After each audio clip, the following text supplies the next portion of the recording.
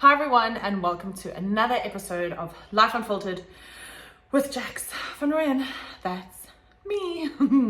So I was scrolling through social media and happened upon such a powerful clip that I want to share with you guys. And I think that kind of just is going to really tee up the conversation for us for this episode.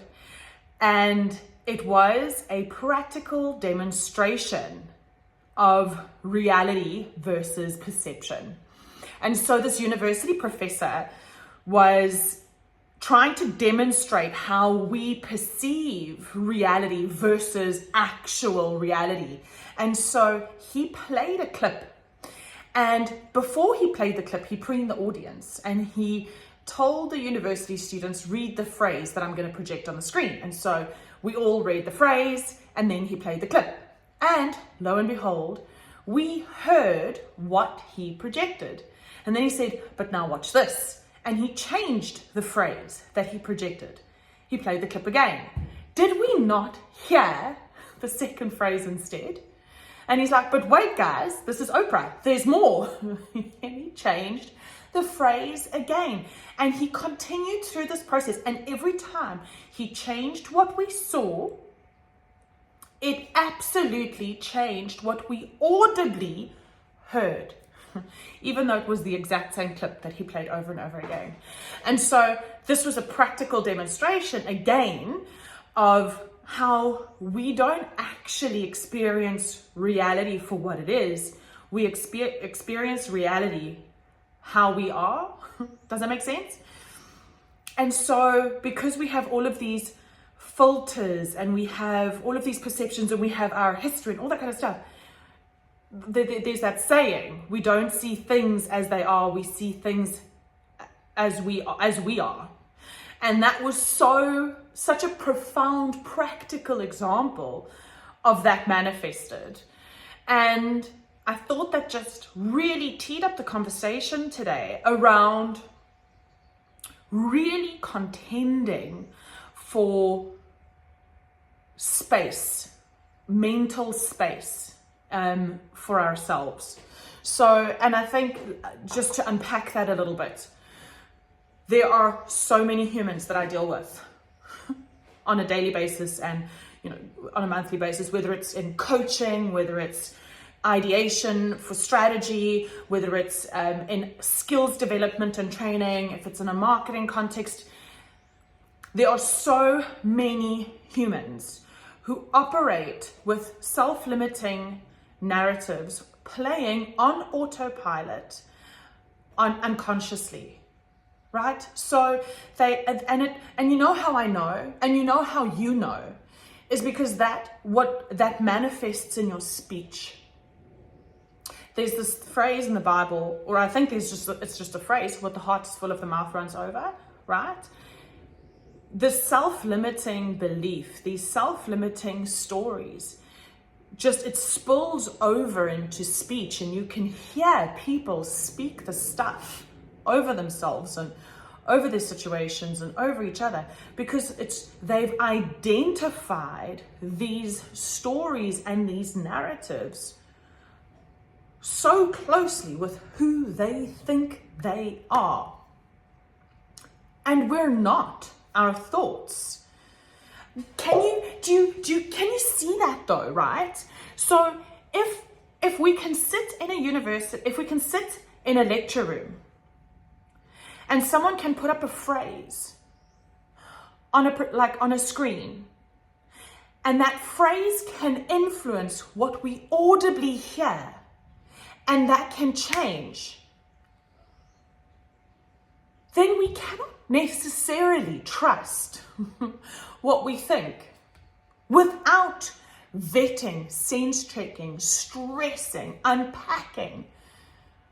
And we don't do that. We don't. I know that people don't contend on purpose for their mental space, for the health of their mindset, for especially the stories that they tell themselves, about their situations, about their character, about their lives, about their kids, about their careers.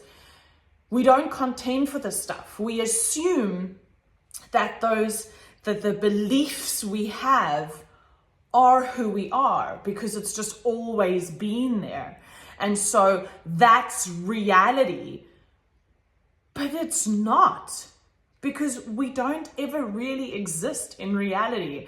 And this is sounding so out there, but if you can just bear with me, stick with me, I promise it'll make sense. We don't exist in reality. We exist in versions of reality together, alongside each other. We exist in our own little versions of reality. And if you can get that, then you can contend for creating the reality that you want. Romans 12 verse 2 says, do not conform to the patterns of this world, but be transformed by the renewing of your mind. That could take 10 years to unpack, right? And that just speaks to contending for mindset. And so in the context of my faith, it means absolute saturation in life-giving principles. But if you want to leverage that as someone that doesn't necessarily share my faith, if you just want to take the 2,000 plus years worth of wisdom in that, it means just contending on purpose, with awareness, with choice, for actively creating a mindset that will create a life that of your choosing. And so often what happens is people spiral. Everyone goes through cycles of strength and cycles of struggle mentally, right? No one has got it perfectly together all the time. And if you think they do, again, maybe you just need to go and check that belief. Everyone goes through cycles of struggle and cycles of strength. And so when you're going through a cycle of struggle, the biggest kind of anchor that I can give you, the biggest lifeboat that I can give you is you are not your thoughts. And it's okay. It's completely okay. And sometimes the best thing you can do for yourself is step out of that fog, that mental fog. Know that you cannot trust what you're thinking, because your perception is creating your reality. And that reality, because it's been created by your thoughts, can change if you choose to step, and sometimes you just physically need to step out, right? And maybe go and listen to your universe by getting some outside feedback. Understanding that even that has a pinch of salt, right?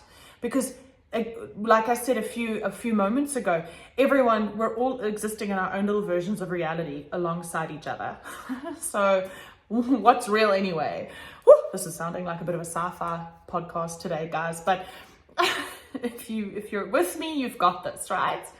And so the only caveat to going when you're in a season of struggle,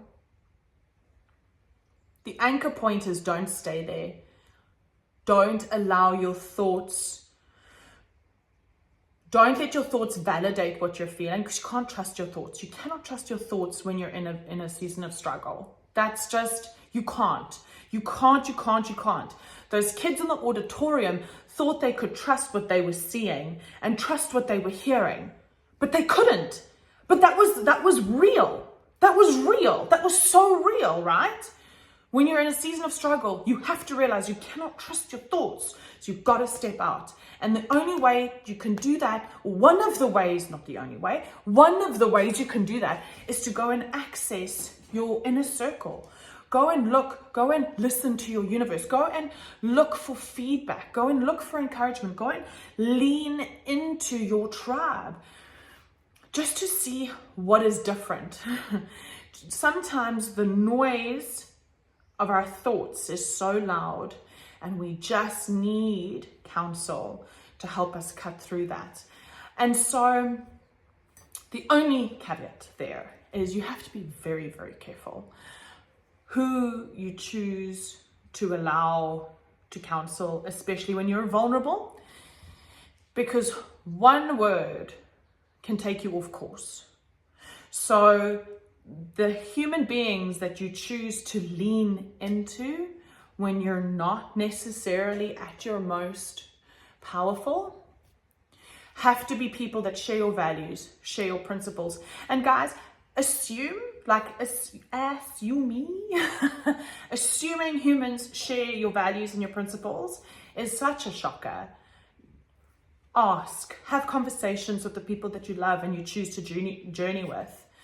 Make sure that the people that you allow in your inner circle that are going to contend for you like you contend for them do share your values, so that when you are in those moments and you do need someone to just help guide you through that fog of noise, so that you can maybe make your way back to a version of reality that serves you better than the cycle of negativity you're creating for yourself.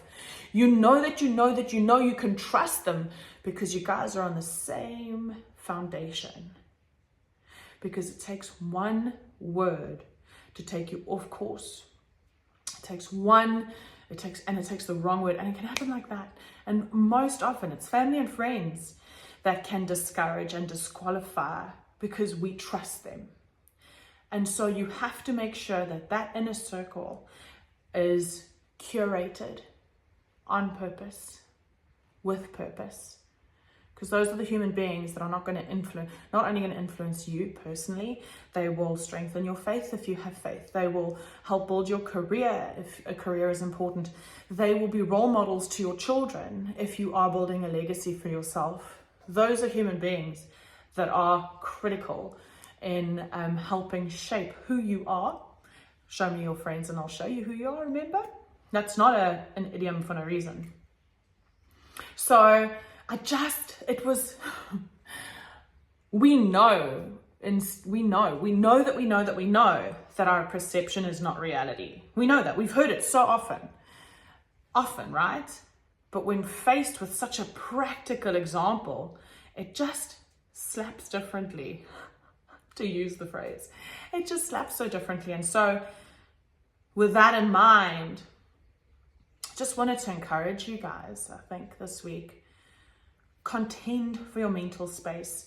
Know that negative, self-limiting, discouraging, always on loop is not you. It's not you.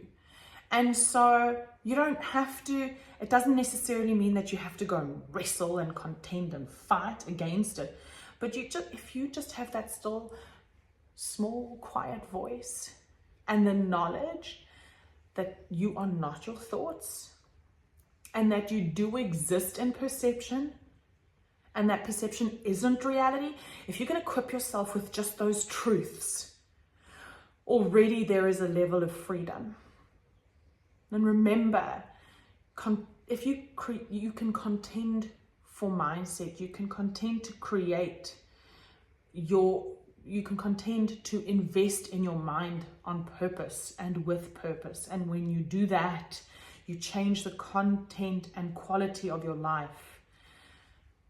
And then when you choose to select and curate the humans that you do life with, and you do that on purpose, you just know that when you're in seasons of struggle, you've got people that share your value system that can help break through that fog. And that's something really special. And so I hope that encouraged someone as much as it encouraged me this week. I'm definitely going to contend not to conform to the patterns of this world, but to transform by the renewing of my mind, because everything is created in the mind first. And we know this inside, like we know this at a heart level. And so we can practice that at a physical level.